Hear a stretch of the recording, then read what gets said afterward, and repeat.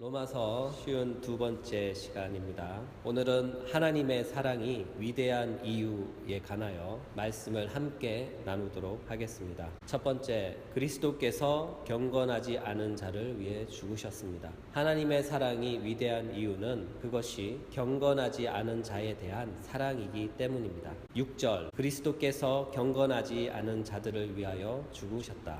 하나님의 사랑은 예수 그리스도의 죽음으로 표현된 사랑입니다. 그 사랑은 경건하지 않은 자들에게 베풀어진 사랑입니다. 여기서 경건하지 않은 자들이 누구일까요? 경건하지 않은 자들은 하나님을 닮지 않은 자들입니다. 다시 말해서 하나님과 같지 않다는 뜻이죠. 다른 표현으로 경건하지 않다는 것은 사람에게 있는 하나님의 형상이 훼손되었다는 뜻입니다.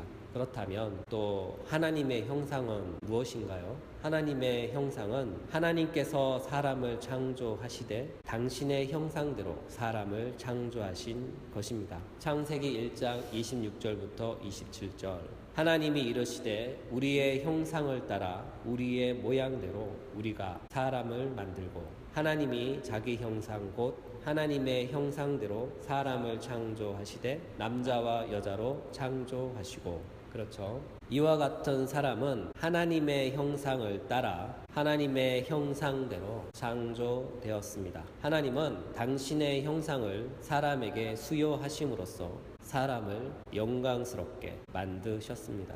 사람에게 주어진 하나님의 형상은 하나님의 신성과 반응하며 하나님의 영광과 조화를 이루는 그 어떤 최상의 것입니다. 따라서 하나님의 형상 안에는 하나님의 영광에 속한 그 무엇인가가 있습니다. 그런데 사람은 죄를 지음으로써 자신 안에 있는 하나님의 형상이 하나님의 영광과 조화를 이룰 수 없고 하나님의 영광에 이르지 못하는 상태가 된 것입니다. 로마서 3장 23절, 모든 사람이 죄를 범하였음에 하나님의 영광에 이르지 못하더니, 이와 같이 사람은 죄 때문에 하나님의 형상이 완전히 파괴된 것은 아니지만 사람은 죄 때문에 하나님의 형상 중 많은 것을 상실한 것은 사실입니다. 이 말의 의미는 원래 사람 안에는 하나님의 형상이 있는데 사람이 죄로 인해 하나님의 형상이 크게 훼손될 정도로 심각한 손상을 입은 것입니다. 이와 같은 이유로 사람은 하나님에 대하여 더 이상 경건하지 않게 된 것이죠.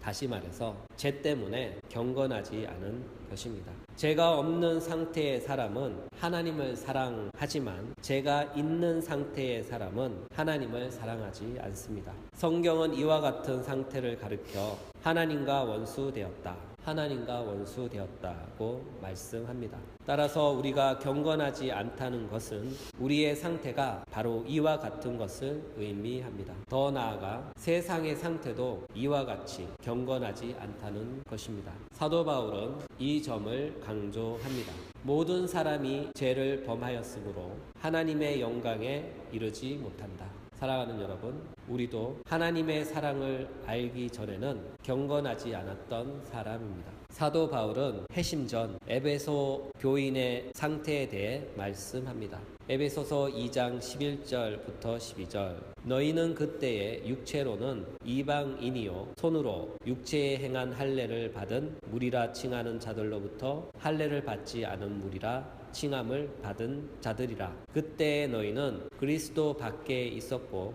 이스라엘 나라 밖의 사람이라. 약속의 언약들에 대해서는 외인이요 세상에서 소망이 없고 하나님도 없는 자이더니, 이 말씀은 현재의 그리스도인들 또한 한때 모두 경건하지 않은 사람들이었다는 것이죠. 우리는 모두 본성적으로 경건하지 않은 자들입니다.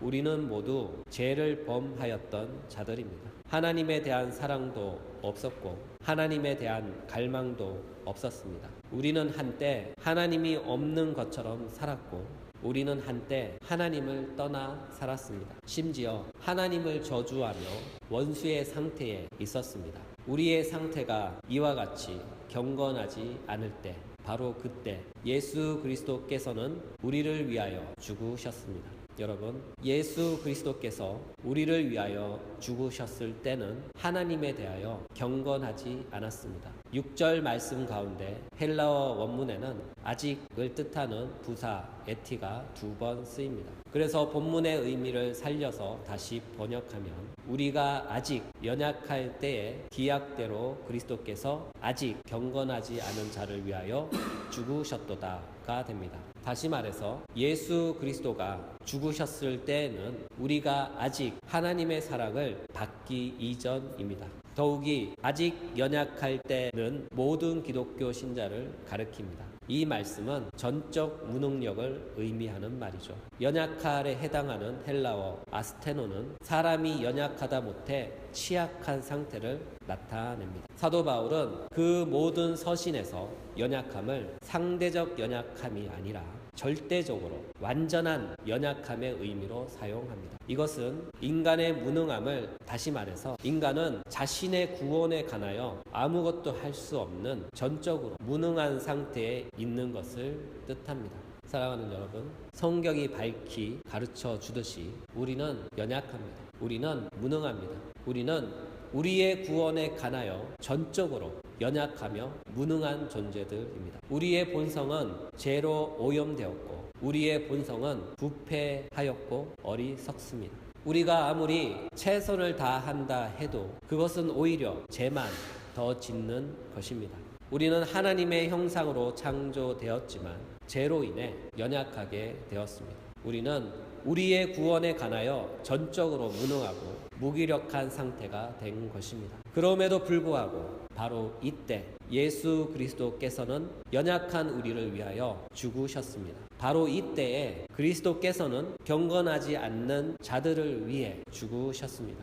우리는 경건하지도 않았고 연약했으며 죄인이었습니다. 그럼에도 불구하고 하나님께서는 예수 그리스도를 보내사 우리를 위하여 십자가에서 우리를 대신하여 예수 그리스도가 죽음을 당하게 하셨습니다. 사랑하는 여러분, 그의 죽으심이 우리를 살렸습니다. 그의 피가 우리의 모든 연약함을 씻어내셨습니다. 그의 죽음을 통해 우리는 비로소 하나님과 화해하고 하나가 되었습니다. 하나님의 사랑은 그리스도의 죽음으로 표현되고 그리스도는 경건하지 않는 자들을 위해 죽으셨습니다. 그리스도께서 경건하지 않는 자들을 위해 죽으셨다는 사실은 바로 하나님께서 경건하지 않는 그들을 사랑하셨다는 확실한 증거가 됩니다. 하나님의 사랑은 경건하지 않는 자들에게 베풀어진 사랑입니다. 이것이 바로 하나님의 사랑이 위대한 이유입니다. 하나님의 위대한 사랑은 예수 그리스도의 죽음으로 표현되고 예수 그리스도의 죽음은 하나님의 사랑으로 나타납니다. 이와 같은 이유로 하나님의 사랑은 예수 그리스도의 죽음을 전제로 하고 있기 때문에 예수 그리스도를 떠난 하나님의 사랑은 없습니다. 여러분, 이 사실을 꼭 기억하시기 바랍니다. 두 번째는 예수 그리스도는 기약대로 죽으셨습니다. 하나님의 사랑이 위대한 이유는 그리스도가 기약대로 죽으셨다는 것입니다. 6절, 우리가 아직 연약할 때 기약대로 그리스도께서 경건하지 않은 자들을 위하여 죽으셨도다. 여기서 기약은 정한 때, 적절한 때를 의미합니다. 기약에 관한 헬라어는 카이론인데요. 이 단어는 때, 시점, 시기 등을 뜻합니다. 헬라어 고전 문헌에서는 이 단어를 시간적 의미로 사용하여 사람이 결단을 해야 하는 중대한 상황이나 사람이 이미 정해진 운명의 길에 들어서는 그 상황을 나타냈습니다. 따라서 기약은 정해진 시간으로서 하나님의 결단의 시간인 것입니다. 요즘 유행하는 말로 신의 한 수입니다. 이 정해진 때가 언제냐? 하나님께서 예수 그리스도를 십자가에 내어주시기로 작정하신 그때를 가리키는 것입니다. 바로 그때, 그 정해진 때에 예수 그리스도가 이 세상에 오신 것이죠. 갈라디아서 4장 4절, 때가 참에 하나님이 그 아들을 보내사 여자에게서 나게 하시고 율법 아래에 나게 하신 것은 율법 아래에 있는 자들을 속량하시고 우리로 아들의 명분을 얻게 하려 하심이라. 그러므로 예수 그리스도가 오신 때는 경건하지 않는 자를 위해 죽으신 때이며 하나님의 구원의 계획이 완성된 시기이며 모든 시대를 향한 하나님의 목적이 성취되는 때입니다. 그래서 예수 그리스도의 죽음은 하나님이 정하신 때에 하나님의 결단의 시간으로서 하나님의 구원의 계획이 성취될 바로 그때 하나님의 시간인 것이죠. 그러므로 예수님의 죽음은 우연한 사건이 아니라 예수님의 죽음은 반드시 일어나야 할 필연적인 사건입니다. 또한 필연적 사건은 하나님의 결정적 시간이며 하나님의 구원을 성취하기 위한 알맞은 시간인 것입니다. 여러분, 이와 같은 사실에서 알 수 있는 것은 우리의 구원은 우연히 만들어진 것이 아니에요. 우리의 구원은 하나님이 창조하신 사람이 죄를 짓자 하나님께서 급 당황하셔서 고민하다 만드신 것이 아니에요. 우리의 구원은 전지하신 하나님께서 세상의 결국을 처음부터 끝까지 그가 다 아셨으며 창세 전에 처음부터 끝까지 다 계획하시고 창조하신 것입니다. 하나님은 우리를 창조 전에 이미 아셨고 우리를 이미 사랑하셨으며 우리의 이름을 생명책에 미리 기록하셨고 그분의 영원한 사랑으로 사랑하셨으며 그 사랑을 이루기 위하여 창조하셨습니다. 그리고 이렇게 말씀하십니다. 창세기 1장 31절 하나님이 지으신 그 모든 것을 보시니 보시기에 심히 좋았더라. 보시기에 심히 좋았더라. 이것은 하나님의 기쁨이 표현된 말씀이죠. 이것은 마치 앞으로 태어날 아기를 기다리는 예비 부모의 마음인 것입니다. 예비 부모는 기대합니다. 매달 병원 가면서 태어날 아기를 바라봅니다. 아직 세상에 태어나진 않았지만 그 아기는 이미 있으며 그 아기는 우리를 보지 못하지만 우리는 태어날 아기를 봅니다. 그리고 기쁨이 충만합니다. 하나님도 마찬가지입니다. 6일 동안 세상을 창조하시고 앞으로 나타날 당신의 사랑하는 백성들을 보는 것입니다. 하나님은 기다립니다. 우리가 나타날 그날을 기다립니다. 이것이 보시기에 심히 좋았더라에 포함된 하나님 아버지의 마음입니다. 하나님은 창조를 통해 하나님의 사랑을 실현하셨으며 창조 안에서 우리를 향한 하나님의 사랑을 나타내셨습니다. 그때는 아직이었지만 지금은 이미 이루어졌습니다. 그리고 언젠가 완성될 것입니다. 우리에게는 역사 안에서 미래의 일이지만 하나님에게는 영원 안에서 이미 이루어진 일입니다. 이 모두가 기약대로라는 말씀 속에 담겨진 의미입니다. 따라서 우리를 향한 구원의 계획은 창세 전부터 이미 작정되어 있었습니다. 그렇다면 그 많은 시대 중에 왜 그때였을까요? 그때 2000년 전에 그때 예수님이 이 땅에 오셨을까요? 2000년 전 바로 그때는 율법의 행위로는 하나님 앞에서 의롭다 인정받을 수 없다는 것이 명백히 입증되었던 때입니다. 이스라엘은 모세를 통해 율법을 받았고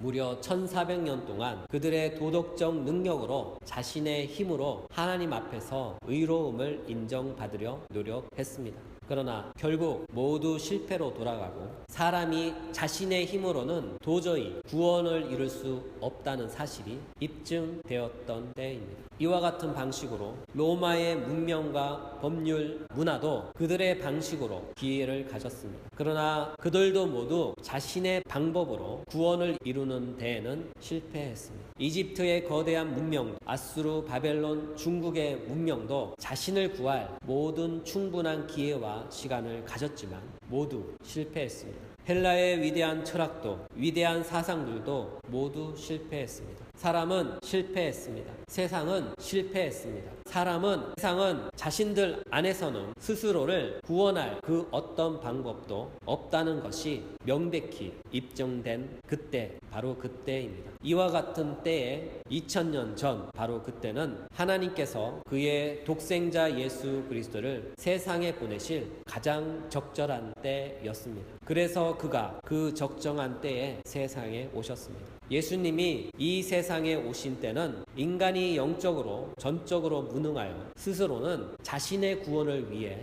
아무것도 할 수 없다는 것이 명백히 입증된 바로 그때였습니다. 우리가 아직 연약할 때 기약대로 그리스도께서 경건하지 않은 자들을 위하여 죽으셨도다.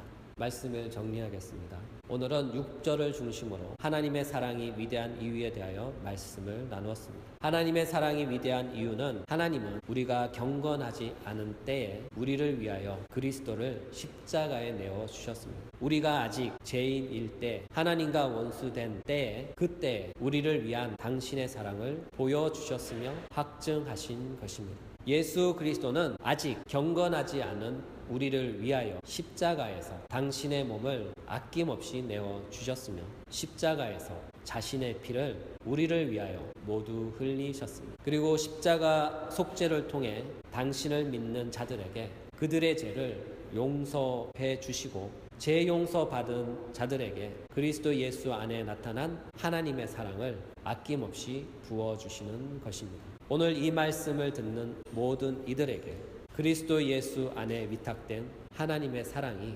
성령을 통하여 여러분의 마음에 충만히 부어주시길 예수님의 이름으로 축복드립니다.